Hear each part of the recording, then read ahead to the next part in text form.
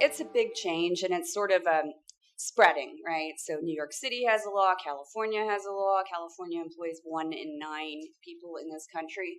So, yeah, the New York City Council, which I'll focus on that, amended the New York City Human Rights Law last fall to prohibit inquiries into a job applicant's compensation history. A lot of people who heard about it were like, what? That's what it's like the main thing we ask. My clients were freaking out, right? What are we going to ask people? I think it helps to understand where it's coming from.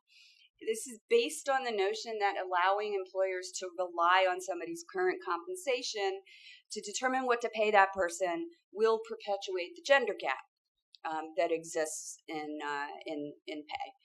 I'm not going to opine about that. So, salary history, what it means under the law is the person's current or prior wage, benefits, or other compensation. So, relevant to us, an employer can ask about, cannot ask about a profit percentage, for example. What's your profit percentage? But could ask, what's the size of your book? What profits did you generate? And sort of other objective criteria or measures.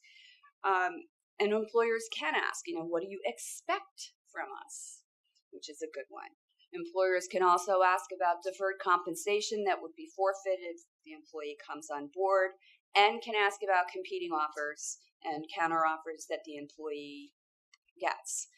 The most important thing is what I'm calling a safe harbor.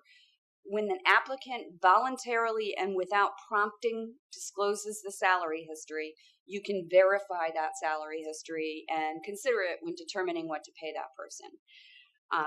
What's prompting? I just want to read you the guidance because it's so enlightening. If the average job applicant would not think that the employer encouraged the disclosure based on the overall context and the employer's words or actions. Okay. So what I was thinking is it's probably okay for an employer to say, why are you thinking of leaving your firm? And if the applicant says, well, I only make $10,000, that's probably okay. That's not prompting. But are you satisfied with your current compensation at your firm?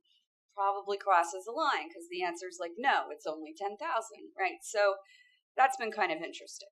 I think I'll stop there, but that's what the law is about. And it has, caused a lot of employers to try to figure out, ways to deal with it.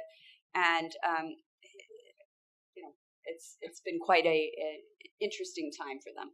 Have any of your clients gotten tripped up? And are the candidates even aware that they're not supposed to be answering these questions? A show of hands, how many people in here had heard of this other than the panel, I'm sure. So, okay. So I suspect that people are aware.